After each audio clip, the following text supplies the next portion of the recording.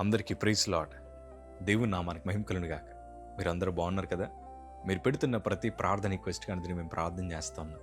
మా ఆశ అంతా ఒకటి, ఎక్కడైతే మీరు తృణీకరించబడ్డారో, ఎక్కడైతే వెలివేయబడ్డారో, ఎక్కడైతే గుండెలు పగిలగేడ్చారో అదే స్థలాల్లో నా ప్రభు మీ అందరిని హెచ్చించబోతున్నారు. విశ్వాసంతో ప్రార్థన చేయండి. ఘనమైన విజయాలు ఖచ్చితంగా నా ప్రభు మీ అందరికీ దయచేస్తారు. God bless you all. ఈరోజు ఈ వీడియో చూస్తున్న మీతో ఒక శుభవార్త చెప్పాలని ఎంతగానో ఆశపడుతున్నాను. నా ప్రభు మిమ్మల్ని అవమానపరచడు. ప్రస్తుతానికి మీ జీవితంలో జరుగుతున్న కొన్ని సందర్భాలు మీ హృదయాన్ని కలవరపరచుండొచ్చు. చాలా అవకాశాలు చేదాటిపోయాయి కదా. అనేక మంది భక్తి లేనంటి వారు కూడా మిమ్మల్ని వేలెత్తి చూపి, నీ దేవుడు నీకేం చేశాడు, నువ్వు ప్రార్థనకి వెళ్తున్నావు కదా, నీ ప్రార్థన అంతా వృధా అయిపోయిందా అని వెటకారపు మాటలు మాట్లాడుతున్నారు కదా. అయినా కంగారు పడకండి. ఎవరైతే మిమ్మల్ని అవమానించారో, ఎవరైతే మీ భక్తి జీవితాన్ని వేలెత్తి చూపి మీ కన్నీటిని చులకన చేశారో అదే స్థలాల్లో నా ప్రభు మిమ్మల్ని ఆనంద బాష్పాల చేత నింపబోతున్నాడు. వాళ్ళందరూ చూస్తుండగానే నా ప్రభు మిమ్మల్ని ఘనపరచబోతున్నాడు. ఎందుకంటే విశ్వాసంతో చెప్తున్నాను, తన ప్రజలను నా ప్రభు సిగ్గుపరిచే దేవుడు కాదు. ఆయన తన ప్రజలను అవమానపరిచే దేవుడు కాదు. ఈ సంగమా, మన జీవితాలు ఘనతలోకి వెళ్ళాలంటే, మనం ఆశీర్వదించబడాలంటే, తలదించుకునే చోటే తలెత్తుకునే సాక్షిగా నిలబడాలంటే మనం చేయాల్సిన కొన్ని పనులు ఉన్నాయి. ఆ పనులు ఈ రోజు నుంచి మనం పాటించడం ప్రారంభిద్దాం. ఆల్రెడీ కొంతమంది ఈ పనులు పాటిస్తున్నారు. Well and good. దేవుడు దానికి తగిన ప్రతిఫలాలు ఖచ్చితంగా అనుగ్రహిస్తాడు.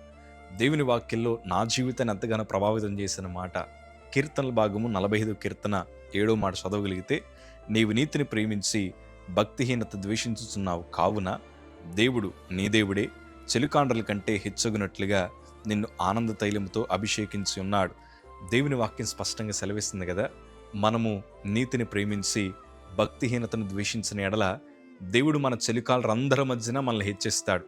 వాస్తవానికి చెప్పాలంటే చాలామంది ప్రజలు మనల్ని గమనిస్తున్నారు. సుమి, మనం మందిరానికి వెళ్తున్నాం కదా, మనం బైబిల్ పట్టుకొని ప్రతిరోజు దేవుని వాక్యాన్ని చదువుతున్నాం కదా.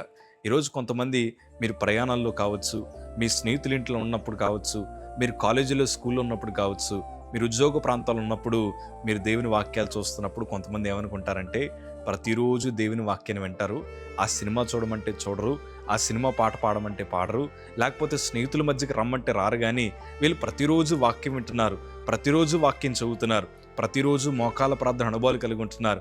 వీరి జీవితంలో దేవుడు అద్భుతం చేస్తాడని ప్రజలందరూ మనల్ని చూస్తున్నారు కదా. ప్రియ సంగమా, గొప్ప విషయం చెప్పనా, ఆ ప్రజలు మీ ఓటమిని చూస్తారు, ఆ ప్రజలు మీ ఘనమైన విజయాలు కూడా చూస్తారు. ఆ ప్రజలందరూ మీ కన్నీటి పర్యాయాల మధ్యన మీరు ఎట్లా దుఃఖపడుతున్నారు, ఎలాంటి అవమానాల మధ్యన ప్రయాణిస్తున్నారు అన్నీ వారు చూస్తున్నారు. రాబో దినాన్న ఆ కన్నీరి ఆనంద బాష్పాలుగా ఎట్లా మార్చబడుతుందో కూడా వాళ్ళు ఖచ్చితంగా చూస్తారు. మీ స్నేహితులు మీ అభివృద్ధిని చూడబోతున్నారు, మీ స్నేహితులు మీ ఆశీర్వాదాలు చూడబోతున్నారు, మీ బంధువులందరూ కూడా మీ ఎదుగుదలను చూడబోతున్నారు. ఎందుకంటే మీరు దేవుణ్ణి ప్రేమిస్తున్నారు కాబట్టి. ప్రియ సంగమా, నా 2 చేతులు జోడించి చెప్తున్నాను, దేవునికి మొదటి ప్రాధాన్యత ఇవ్వండి. మనుషులకి చాలా మట్టికి మనం మొదటి ప్రాధాన్యత ఇచ్చి ఇప్పటిదాకా మన విలువను కోల్పోయాం. నువ్వు నీతిపరుడైన ప్రభువుని ప్రేమించగలిగితే, భక్తిహీనత నీ జీవితంలో ద్వేషించగలిగితే, అంటే ఎట్లాగో తెలుసా, ప్రార్థన తగ్గుతుందో లేదో మనం పరిశీలన చేసుకోవాలి. మన కుటుంబంలో పవిత్రత ఉందో లేదో పరిశీలన చేసుకోవాలి. దేవునికి మనం ప్రతిరోజు ఎంత సమయాన్ని ఇస్తున్నామో మనం పరీక్షించుకోగలిగితే, అద్భుతంగా మన భక్తిలో ఉండే లోటుపాట్లను మనం సరి చేసుకొని భక్తిహీనతనంతా విడిచిపెట్టి భక్తి మార్గంలో మనం ప్రయాణించగలిగితే, మీ స్నేహితులందరి మధ్యన, మీ బంధువులందరి మధ్యన నా ప్రభు మిమ్మల్ని హెచ్చించబోతున్నాడు. ఎంత గొప్పగా హెచ్చిస్తాడో తెలుసా, మీరు ఊహకు కూడా అందని కార్యములు నా ప్రభు మీ జీవితంలో జరిగించబోతున్నాడు. యోబు జీవితం అంతే కదా. అతడు శ్రమల మధ్య ఉన్నప్పుడు స్నేహితులందరూ యోబుని పరామర్శించడానికి వచ్చి, నీ భక్తి నీకు ధైర్యం పుట్టింపదా, ఇప్పుడు చూడు నువ్వు శోధన చూసి కలవరపడుతున్నామని యోబుని చాలామంది ఎత్తుపొడిచారు. శోధనలు ఉన్నప్పుడు చాలామంది మనుషులు చేసే పని అదే, మళ్ళీ ఎత్తుపొడుస్తూ ఉంటారు. మన లోటుపాట్లను ఇలా వేలెత్తి చూపి గాయమైన హృదయానికి ఇంకా గాయం చేస్తారు. మన కన్నీటిని పెంచేవారు ఉన్నారు కానీ మనల్ని ఆదరించి నడిపించేవారు ఎవరు లేరు. ఇలాగ యోబు ఎన్నో శ్రమల మధ్యన వెళ్తున్నాడు. ఇంతకీ యోబు ఏ తప్పు చేయలేదు. నీతిమంతులు కలగ ఆపదలు అనేకములు అన్నట్లు యోబు జీవితంలో బలమైన ఆపదలు వచ్చాయి. యోబు చాలా భక్తిపరుడిగా జీవించాడండి. గొప్ప సాక్ష్యాన్ని ప్రభు దగ్గరే పొందుకున్నాడు.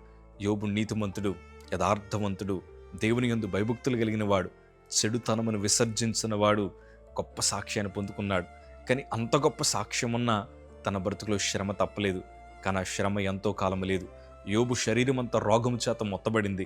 బూడిదలో కూర్చొని ఒక పిచ్చువడవలి ఏడుస్తున్నాడు. మొత్తం జీవితం అంతా తలకిందులైపోయిన పరిస్థితి. కానీ దేవుడు విడిచిపెట్టలేదు. ప్రియ సంగమా, అతడు ఇంకా నీతిని ప్రేమిస్తూనే ఉన్నాడు, ప్రభువుని ప్రేమిస్తూనే ఉన్నాడు. యథార్థంగా బ్రతకడానికి ప్రయత్నం చేశాడు. దేవుని సందులో తన జీవితాన్ని అర్పించుకున్నాడు. ఏది చేసినా నీ ఇష్టమే ప్రభా, యెహోవా ఇచ్చును, యెహోవా తీసుకునని శ్రమలో కూడా ప్రభు వైపు చూశాడు. గొప్ప విషయం ఏంటంటే వారి స్నేహితులు చూస్తుండగానే దేవుడు రెండంతలుగా ఆశీర్వదించాడు. అంటే భక్తి జీవితం మన బ్రతుకుని ఎట్లా మారుస్తుందో ఒకసారి మనం ఆలోచించాలి. ఈరోజు నువ్వు చేస్తున్న భక్తి అది సాధారణమైనది కాదు, అసాధారణమైన కార్యాలు తీసుకురాగలదన్న సంగతి ఎప్పుడు మర్చిపోకండి. మీరు చేస్తున్న ప్రార్థన, ఏం ప్రార్థన చేస్తామండి, ప్రార్థన చేస్తే ఏం కార్యం జరుగుతుందండి అని పలు రకాల ఆలోచనలు నీకు వస్తాయేమో, కానీ ప్రార్థన ఎంత శక్తివంతమైందో నీ ఊహకు కూడా అందదు. ప్రార్థించండి, ప్రభువును మాత్రమే ప్రేమించండి.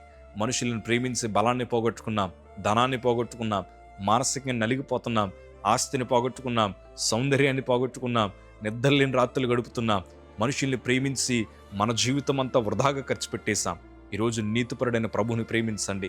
భక్తిహీనతంతా పక్కన పెట్టేసి, భక్తిహీనతను విడిచిపెట్టి ప్రభు సందు యథార్థంగా నీతిగా మీరు బ్రతుకుతే చాలు. ఊహకు అందని కార్యములు, ఊహకు అందని విజయాలు నా ప్రభు మీ జీవితంలో అనుగ్రహించబోతున్నాడు. ప్రియ సంగమా, నేను హాస్పిటల్కి వెళ్ళిన తర్వాత నాకు మొదటగా పరిచయమైన పాట నేనంటే నీకెందుకు ఈ ప్రేమ. ఆ పాట పాడుతున్నప్పుడు, ఆ పాట వింటున్నప్పుడు కళ్ళ నిండా నీళ్ళట్లా కారిపోయి నేను మా తల్లి ప్రార్థన చేస్తుంటే నా పక్క పేషెంట్ ఏమన్నాడు తెలుసా, మీరు కన్నీరు కారుస్తే దేవుడు బ్రతికిస్తాడా, మీరు ఆ పాటలు వింటే దేవుడు బ్రతికిస్తాడని పలు రకాల హేళన మాటలు మా జీవితంలో ఎన్నో మేము విన్నాం. కానీ గొప్ప విషయం ఏంటంటే ఎవరైతే ఇలాంటి మాటల చేత మమ్మల్ని దూషించారో వారందరికీ మేము ప్రార్థించడానికి దేవుడు కృప చూపించారు. వారందరూ కూడా దేవుని మీద ఆసక్తి కలిగి మీరు ఆరాధిస్తున్న దేవుడు గొప్ప అద్భుతాలు జరిగిస్తాడని వారి నోటంటే వినడానికి దేవుడు కృప చూపించాడు. భక్తి మన బ్రతుకును మారుస్తుంది. పవిత్రంగా బ్రతకడానికి ప్రయత్నం చేశాం. క్యాన్సర్కి దేవుడు ఆన్సర్ అని అనేక మందికి తెలిసేలాగా దేవుడు చేశాడు. దేవుడు ఉన్నతమైన కార్యాలు మా బ్రతుకులో జరిగిస్తూ వచ్చారు. ఈరోజు మేము ముందర ఇట్లాగ నిలబడడానికి దేవుడు గొప్ప యోగ్యతనిచ్చాడు. ప్రియ సంగమా, ఎంతోమంది మమ్మల్ని వేలెత్తి చూపించారు. మీరు ప్రభుని నమ్ముకున్నారు, మీ బ్రతుకులో దేవుడు ఏం చేస్తాడు. మీరు యేసు ప్రభుని నమ్ముకున్నందుకే నీకు ఆ రోగం వచ్చిందేమో, మీరు ప్రభుని ఆరాధిస్తున్నారు కదా అందుకే మీ జీవితాలు ఎన్ని శోధనలు వచ్చాయేమో. ఆయన లేడండి, ఆయన ప్రార్థన వినండి. ఎలాంటి మాటలు ఎన్నో మేము విన్నాం. కానీ మా విశ్వాసంలో తొలగిపోకుండా ప్రభు వైపే చూసాం, ప్రభుని ప్రేమించాం. ఏదైనా నీ చిత్తమే ప్రభా అని సమస్తము దేవుని చేతులకు అప్పగించాం. దూషించని వారి మధ్యనే ప్రభు మమ్మల్ని హెచ్చించడం ప్రారంభించాడు. ఎవరైతే మా కన్నీరుని చూశారో, ఎవరైతే మేము పడిపోవడం చూశారో, ఎవరైతే మేము రోగం చేత మంచాల మీద పడుకుండం చూశారో వారందరూ ఈరోజు మేము సేవలో వాడబడ్డం చూస్తున్నారు. అన్ని రోజులు ఒకలా ఉండవు. ధైర్యంగా ఉండండి. నా ప్రభు మిమ్మల్ని అవమానపరచడు, నా ప్రభు మిమ్మల్ని సిగ్గుపరచడు. ఈరోజు ఏదో లేదని బాధపడుతున్నారా? బాధపడకండి. అన్నీ ఇచ్చే దేవుని వైపు చూసి ధైర్యంగా ప్రార్థించండి.